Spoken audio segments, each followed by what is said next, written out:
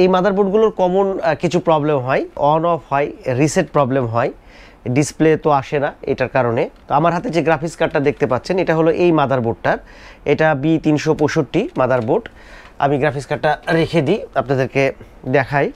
এটা হলো B365 motherboard, আর এটা হচ্ছে এখানে মডেলটা দেওয়া আছে B560M মাদারবোর্ড।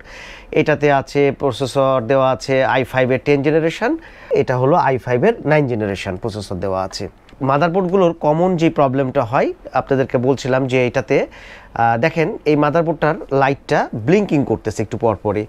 আমি যদি দেখাই আপনাদেরকে এইভাবে, আপনারা একটু ভালো করে খেয়াল করলে দেখতে পাবেন যে এই যে এটা অন হচ্ছে অফ হচ্ছে।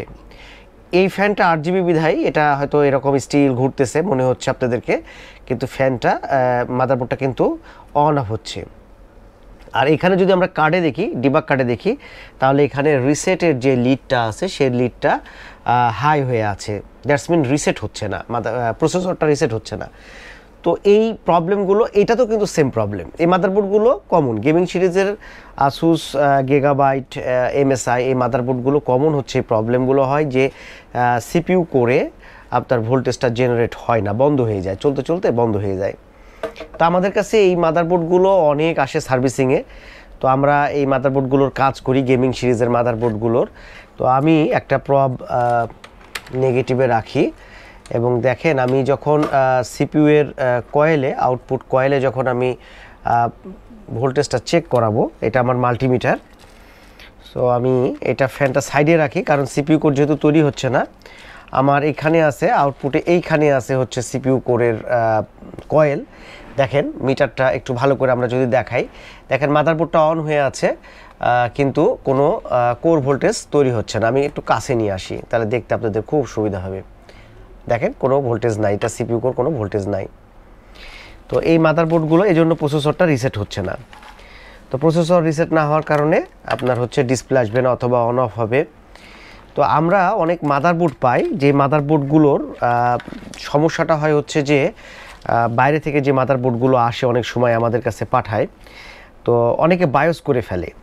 আগে ফার্স্টেই এখানে যে বায়োস আমরা দেখতে পাচ্ছি, দুইটা বায়োস আছে এখানে, মেন বায়োস এবং ব্যাকআপ বায়োস।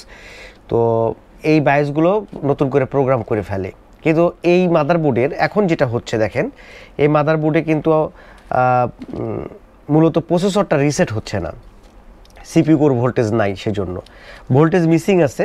যেমন আপনার VCC, এখানে র্যাম ভোল্টেজ আছে। আমি এটাকে একটু সাইডে রাখি ফ্যানটা আমাদের লাগছে না। আচ্ছা, এইখানে আর একটু দেখাই, এটা হচ্ছে আপনার B560-এর ডায়াগ্রাম, এটা B560-এর ডায়াগ্রাম। আর এখানে এই বোর্ড ভিউটা, এটাও 560-এর, আর এটা হলো 365, মানে এই মাদারবোর্ডটার বোর্ড ভিউ হলো এইটা। তো এইখানে যদি মাদারবোর্ডের সিকোয়েন্সগুলো আমাদের যদি জানা থাকে, তাহলে সেই ক্ষেত্রে কিন্তু খুবই ইজিলি মাদারবোর্ডে এক্সট্রা হট গান ব্যবহার না করে, কোনো ট্যাম্পারিং না দিয়ে অযথা, যেমন এইটা হলো CPU কোরের জন্য যে আইসি চিপ, সেটা হলো এটা। তো আমরা এরকম পাই মাদারবোর্ডে যে এই আইসিটা, এই চিপটা অনেকে চেঞ্জ করে ফেলছে, আগে বায়োস করছে, পরে হলো এই আইসিটা চেঞ্জ করে ফেলে। এই যে এটা তো এইটার আগে কনফার্মেশন নিতে হবে আমাদেরকে যে আসলে এইটা প্রবলেম কি না। তো এইটা শুধু যদি আমি এখন খুলে পেস্ট দিয়ে হট গান দিয়ে হিট দিয়ে খুলি, হ্যাঁ, তাহলে সেক্ষেত্রে এই মাদারবোর্ডের যে লংজিভিটিটা, এটা কিন্তু অনেক কমে যায়, যার কারণে মাদারবোর্ডটা কিন্তু লাস্টিং কম করবে। হয়তো ঠিক করে চললো কিন্তু দেখা যাচ্ছে লাস্টিং কম করবে। তো এই মাদারবোর্ডে ভোল্টেজ যদি আমি চেক করতে যাই, দেখেন 1.2 ভোল্টেজ জেনারেট হচ্ছে, এটা হলো র্যাম ভোল্টেজ আমরা দেখতে পাচ্ছি। তারপরে আমরা দেখি এটা কি ভোল্টেজ আছে, 1.04 PCS ভোল্টেজ আছে। আর যেহেতু DDR4 র্যাম, সো দেখেন 2.5, এটা হলো VPP ভোল্টেজও জেনারেট হচ্ছে। আর খুব ভালো করে খেয়াল করলে দেখবেন যে এইখানে কিন্তু 2.5 ভোল্টেজটা কিন্তু ফ্ল্যাকচুয়েশন হবে, মানে মাদারবোর্ডটা যে অন অফ হবে, এই দেখেন ভোল্টেজটা কিন্তু ফ্ল্যাকচুয়েশন করতেছে, স্টেবল না। 2.5 কিন্তু স্টেবল না, ভালো করে খেয়াল করলেন যে 0 হয়ে আবার কিন্তু 2.5 হয়েছে। তো CPU কোড নাই, আমরা VPP পাইছি, PCS পাইছি, র্যাম ভোল্টেজ পাইছি, VCC, IO অথবা SA এইসব ভোল্টেজ হয়তো মিসিং থাকতে পারে।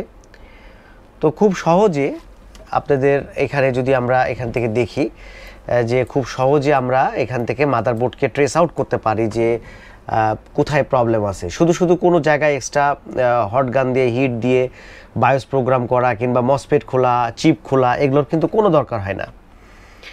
তো আপনাদের যদি আপডেট জেনারেশনের মাদারবোর্ড প্রবলেম হয় তাহলে আমাদের সাথে অবশ্যই যোগাযোগ করতে পারেন। আমরা গেমিং সিরিজের মাদারবোর্ডের কাজ করে থাকি এবং খুব সুন্দরভাবে আশা রাখি আপনাদের মাদারবোর্ডের কাজগুলো আমরা করে দিতে পারবো।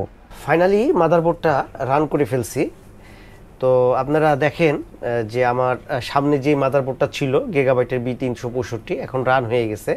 এটা এখন ডিসপ্লেটা দেখতে পাবেন এবং এর আগে যে রিসেটিং প্রবলেম ছিল এখানে রিসেটটা হাই ছিল, রিসেটটা দেখেন গিগাবাইট আসছে। যখন ভিডিও করছিলাম তখন আসলে সিপিইউ কোডটা ছিল না, এই যে অলরেডি কিবোর্ডে আছে। এইটা অবশ্যই এটারই গ্রাফিক্স কার্ড আমি লাগাচ্ছি, জাস্ট আপনাদেরকে চেক করে দেখাই। মাদারবোর্ড হলো B365 DS3H। এইটার তো প্রবলেম যেটা এর আগে আপনারা দেখছিলেন যে সিপিইউ কোড তৈরি হচ্ছিল না, আমরা এখন একটু দেখব। বেশিক্ষণ রাখা যাবে না কারণ আমার এই প্রসেসর কুলিং ফ্যানটা কিন্তু লক করা নাই। সো আমি খালি মিটারের দিকটা আপনারা একটু দেখবেন, আমি যতটুকু সম্ভব এখানে দেখাবো যে 1.07 এই ভোল্টেজটা 1.08, এটা বেশিক্ষণ আর রাখলাম না। এই কোর ভোল্টেজটা কিন্তু এখানে ছিল না, এইটারই উল্টা সাইডে আমি কয়েল আমি চেক করে দেখাচ্ছিলাম আপনাদেরকে। এখন আলহামদুলিল্লাহ মাদারবোর্ডটা রেডি হয়ে গেছে। তো খুবই সিম্পলভাবে এই মাদারবোর্ডগুলো কোনো ট্যাম্পারিং ছাড়া হট গান দিয়ে এই আইসি খোলা ওই আইসি খোলা না খুলে এই মাদারবোর্ডগুলো খুব ইজিলি কিন্তু রান করা যায়। তো আজকে ভিডিও এই পর্যন্তই করব।